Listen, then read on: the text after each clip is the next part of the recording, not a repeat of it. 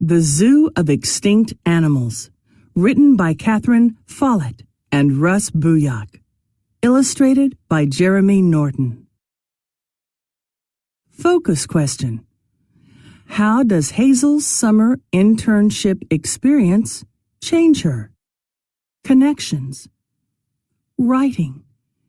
If you were Hazel, what decision would you make and why?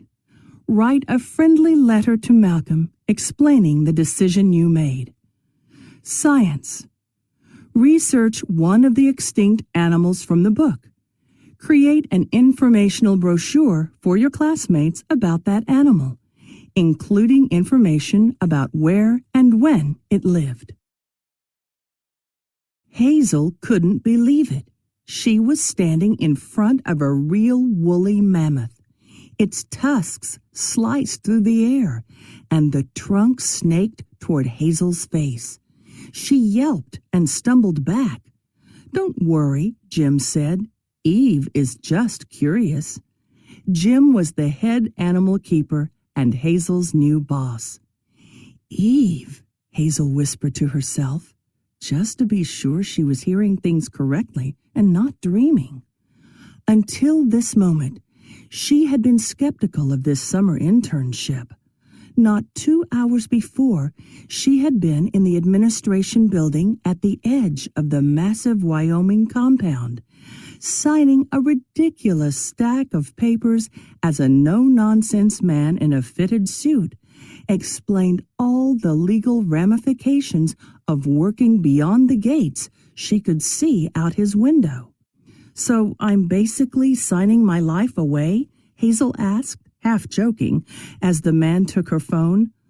The Buckland Rare Animal Research Center is extremely protective of its proprietary property, as it should be, the man said.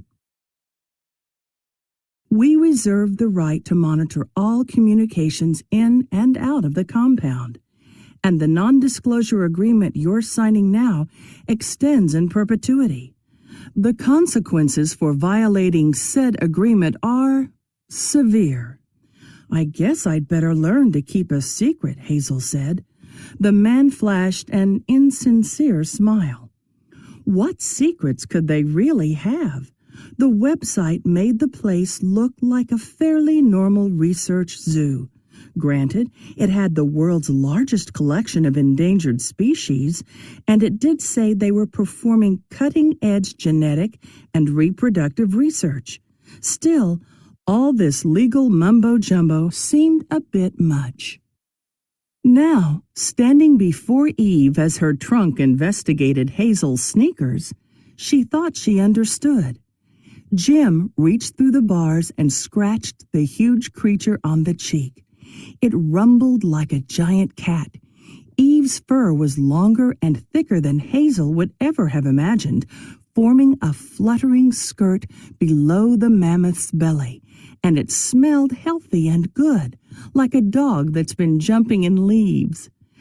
Where did she? Hazel found forming a complete thought difficult. "Siberia, I think," Jim said. "The original specimen's genes came from there at least. It took many years and more money than you or I could ever dream of, but Dr. Z and her team finally found a way to bring the species back, at least a couple specimens. The male is out having a checkup. I'm sure you can guess his name." "She's beautiful," Hazel whispered. Jim smiled. "She's just the first stop." Hazel spent the rest of the day in a haze of wonder as Jim took her throughout the complex to each of the carefully maintained animal enclosures inside the incredible warehouses. The megatheriums had their own copse of trees and a pond to laze about in. Jim explained how the Thylacynus habitat had been designed to mimic a particular area in Tasmania, even to the specific climate. At the Moa habitat, Malcolm, the other intern, joined them. He kept his hands in his pockets and jumped up and down with excitement as he squeaked, "Dinornis robustus, Dinornis robustus," over and over, mimicking the 12-foot bird's calls. He was weird. Hazel liked him already. That night, Hazel relaxed in the common area of the employee dormitory. She didn't realize Malcolm had come in until he spoke. "This place is really something, eh?" "It is. I still can't really believe it." "So what's your theory?" Malcolm casually folded his arms on the table and, not so casually, knocked a stack of papers to the floor. Hazel tried not to laugh. "On what?"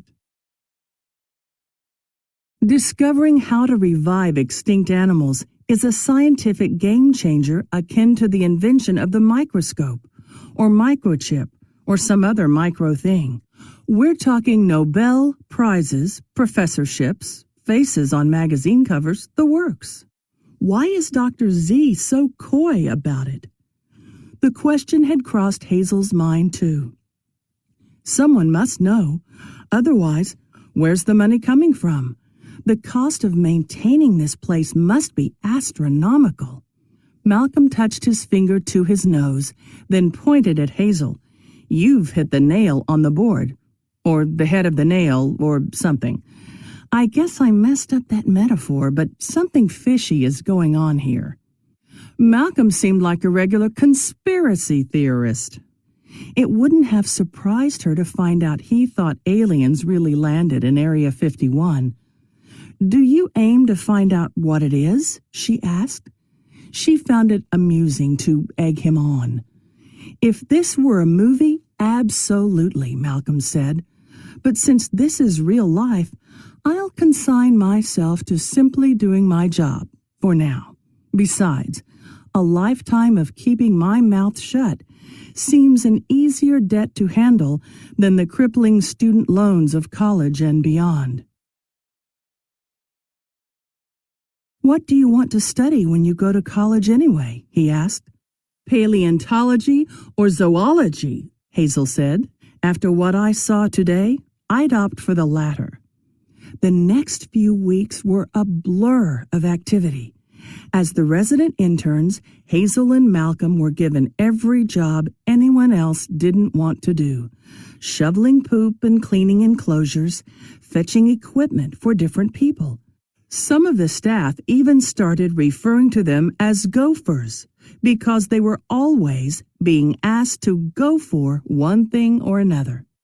Occasionally the staff assigned them other tasks, such as counting the number of golden-toed tadpoles produced from the 6 breeding pairs in the amphibian habitat, something they quickly realized was an exercise in futility.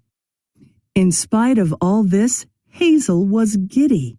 She loved working around these amazing animals, learning how they behaved, seeing how they interacted with their environments. She especially loved visiting Eve, as the mammoth seemed to recognize her. Eve would reach out her trunk and inspect Hazel's pockets for treats, rumbling pleasantly. Hazel sometimes discovered an animal missing from an enclosure during her rounds. When she pointed it out to Jim, though, he checked a small tablet and explained that the animal had been moved to one of the other compounds for observation, or that it was being treated for some illness. Sometimes the animal came back, but sometimes it didn't. Something about it didn't sit right with Hazel. But Jim acted as if everything was status quo, and she had no reason to think he was lying. One day, while Hazel and Malcolm ate their cafeteria lunch in a grassy area beside one of the warehouses, they saw Jim and another keeper loading an entelodont into a transport. The pig-like creature was enormous, the size of a buffalo. "Doesn't look too happy," Malcolm remarked, as the beast bellowed and crashed into the side of the cage. "People call them terror pigs, but they're really more like hippos." "I can see that," Hazel replied. Wonder where they're taking it. Seems pretty healthy to me. Just then, a large white SUV with black tinted windows pulled up, and out popped a small man with white hair and a goatee. He was dressed as if he were going on a safari, not looking at animals in the remotest part of Wyoming. A woman exited the other side of the vehicle, wearing a nice blouse, slacks, heels, and a strained expression. "The fabled Dr. Zudinitich," Malcolm whispered. "Wow, I didn't recognize her." "That's because in most pictures, she's in a lab coat, wearing goggles, with her hair up. He must be a big shot." As they watched, the man walked around the transport, examining the Entelodont with great interest, a broad smile showing artificially white teeth. He said something that they couldn't hear, and Dr. Zudinitich forced a smile. Hazel could tell she didn't really like the man, nor did she really want to be there. The man seemed able to tell too, and he started directing his conversation at Jim, who proved more amiable. After a few minutes, the man and Dr. Zudinitich climbed back in the vehicle and drove off. Jim climbed into the transport and left in the opposite direction. "That was odd," Malcolm muttered. "He must have been pretty important to pull Dr. Z out of her lab and get to inspect an animal up close like that." Hazel made a non-committal noise, but she could see Malcolm's gears turning. He pointed to where the other keeper, who had loaded the Entelodont into the transport, was waving them over. "Back to work," Malcolm said. That evening, Hazel couldn't bring herself to hang out in the common room with Malcolm like she had the past few weeks. He was entertaining and she liked him, but she needed a break. Working day in and day out with anyone could wear a person down. She watched a movie on her computer for a while, but she couldn't really concentrate. The smiling man's face kept forcing its way into her mind. The smile, with its two white teeth, had an animalistic quality that made her uneasy. She had seen the same expression on some of the predators at feeding time. When she felt out of sorts at home, she would take a walk to let the air clear her head. While the powers that be had never expressly said they couldn't go around the compound at night, it didn't seem expressly allowed either. She decided to risk it. The cool night air sent a shiver through her, but it felt good to be outside. She heard some of the nocturnal animals making noises, but other than that, everything seemed peacefully quiet. Sticking her hands in her pockets, she set out in no particular direction. Lighting was sparse, but by now she knew the buildings inside and out, and the dark night sky let her see the stars that filled it, more stars than she'd ever seen before. Before she knew it, Hazel had walked to Eve's enclosure. They had returned Adam not long after Hazel arrived, and she could hear the pair snoring behind the locked door. She couldn't help but smile at the sound. In the distance, she saw a pair of headlights weaving and bouncing down the dirt road that led between the compounds. As the lights drew closer, she could tell they didn't belong to one of the jeeps people usually took. This one sounded more like a transport vehicle, maybe bringing a new species or a baby. She decided to wait around and see. The transport came through the primary and secondary gates and pulled up to what the staff called the feeding station, one of the small buildings where the animals' food was carefully prepared. Jim hopped out of the driver's side, and two other keepers climbed out the passengers. Nothing seemed to be moving inside the vehicle as Jim pulled the back doors open, but it was difficult to see with so little light. She heard the crinkling of tarps as the trio reached into the transport and pulled out something large. It made a dull thump as it hit the ground. They reached in and pulled out 3 more tarps. Thump, thump, thump. Hazel felt like she was watching something she shouldn't, but she couldn't turn away. One by one, the keepers lifted the tarps and pulled them toward the large door into the light. They dropped the first one, and Hazel could make out what looked like part of an animal. She couldn't identify what it was, though.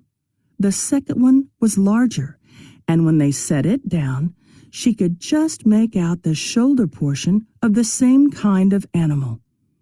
It had a few small holes in it, almost like bullet holes. Then they dropped the third tarp, and she saw the head of the entelodont, its huge tongue lolling sickly out the side of its open mouth. Hazel covered her gasp with her hand and slid back into the shadows, not sure what to do. Maybe it wasn't what it looked like. Entelodonts were pretty aggressive, and this one might have tried to attack someone. Maybe it was too sick and they had to put it down, though she couldn't imagine why the keepers would shoot it rather than do something more humane. She made her way back to the dormitory, unwelcome thoughts tumbling through her brain. Had the man with the white teeth hunted the creature? Did the researchers and Dr. Zdenitich know about it? And of all the buildings to drag a dead animal to, why the feeding station? Hazel climbed the stairs to her room and locked the door behind her. The next morning, Hazel was still in shock. She had barely slept, and the image of the dead entelodont kept repeating whenever she closed her eyes. "What's bothering you?" Malcolm asked over breakfast. He was tearing through a fried egg and bacon sandwich, while Hazel just poked at her cereal. Hazel shook her head. She could tell him what she'd seen, but she didn't know the whole story yet. It looked bad, and that would just fuel Malcolm's conspiracy theory. She didn't want to say anything until she had talked to Jim. After the keeper team had their morning meeting to discuss assignments, Hazel asked Jim if she could talk to him in private. "Sure," he said, smiling. "Please step into my office." He opened the doors to his Jeep, and they both climbed in. Once the doors were closed, he asked, "What's up?" It took Hazel a moment to gather the words, but soon she described what she saw the previous night. Jim looked out the windshield at the complex and nodded. "When Dr. Z first offered me this position, I found the idea of letting billionaires hunt extinct animals for sport abhorrent. I had cared for animals in zoos since I was your age, and I couldn't bring myself to do it, so I refused." Jim turned to look at Hazel. Then she explained the good we could do. These people pay exorbitant amounts of money for us to raise these animals so they can hunt and, in some cases, eat them. Jim sighed. "While we raise these creatures, we learn about them, how they behave, raise young, survive, verifying more information than paleontologists have even speculated about since the creation of the science. The money has also allowed us to bring back recently extinct animals. The golden toad and the Zanzibar leopard, for example, which were both killed off because of humans. We're working toward releasing these creatures back into their natural ecosystems, where they have a chance of surviving because the money has allowed us to increase conservation efforts around the globe. Last year alone, the organization purchased and preserved tens of thousands of acres of rainforest and wetlands in Florida, India, and South America. It funded captive breeding programs for endangered animals in zoos throughout the United States and Europe. And they funded research expeditions into the remotest regions on Earth to discover new species, which we never could have afforded if it weren't for the money raised here from the legal hunting of 27 animals, many of which have been extinct so long their natural habitats no longer exist. Jim's arguments were logical, but Hazel couldn't reconcile logic with the thought of Eve running through the expansive compound while some rich dude with a big gun stalked her for the most expensive dinner of his life. "I don't know," she finally said. "It makes sense, but it doesn't at the same time." "I understand," Jim said, placing his hand on her shoulder. "Look, we're doing good work here, important work, and sometimes that requires making difficult choices. You have to do what's right for you, and I can't tell you what that is. You're a great worker, and I'd be happy to keep you on. You can also make the choice to end your internship. It's completely up to you." Hazel took a deep breath. "Thanks for the talk, Jim. I have some things to think about." "Sounds like it. Could you think about them while you clean up the mammoth enclosure?" Hazel nodded and climbed out of the truck. She spent more time than usual cleaning Eve and Adam's enclosure. In her eyes, the mammoths were wild animals with as much right to live as any other. In the eyes of the organization, they were property, like cattle or pigs, except unlike livestock, these two animals could potentially save thousands. On her way to feed the golden toads, she stopped by the Zanzibar leopards area. Most of the cats slumbered in various trees, but one was awake, a juvenile, playfully batting around a coconut. Its movements were often clumsy, but occasionally she could glimpse something in the lithe form that hinted at what made these creatures great hunters. The coat that had caused humans to hunt them to extinction was just starting to come in. Someday, could this one be released back into the wild? That night, Malcolm found Hazel eating dinner outside and sat down beside her on the grass. "Okay, you need to spill it already. You've been moping all day, not talking to anyone, and it's not normal. I'm the only other person here who understands the internship woes, so you can't leave me in the dark." Hazel sighed and explained everything to Malcolm. For the first time since they met, he sat quietly and listened to her without interjection. "Wow," he sighed when she finished. "This possibility was on the list of potentials, but I never thought it could really happen. This might be the first of my theories that's proven true. My mind is blown." "That's it?" Hazel snapped. "That's all you can say about this?" Malcolm shrugged. "What can we do about it? We leave here in some sort of dignified protest, and we lose our college funding, but we get to maintain the moral high ground." Hazel looked at her feet. Like Malcolm, she really needed the funding to afford school. "I guess you could leave and tell the press.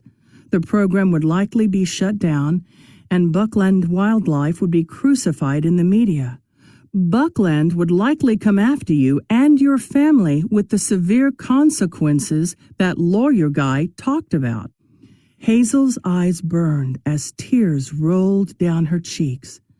Eventually, people started filing out of the cafeteria and back to work. Malcolm finished his sandwich before he spoke again, quietly. "Or you could do what I'm going to do and accept a less than ideal situation for the greater good of all." "Not all," Hazel said. Not all, Malcolm agreed. But when has anything ever been for the good of all? Hazel didn't know. She only knew that she faced a choice. And no matter what she chose, someone, man, beast, or both, was going to get hurt.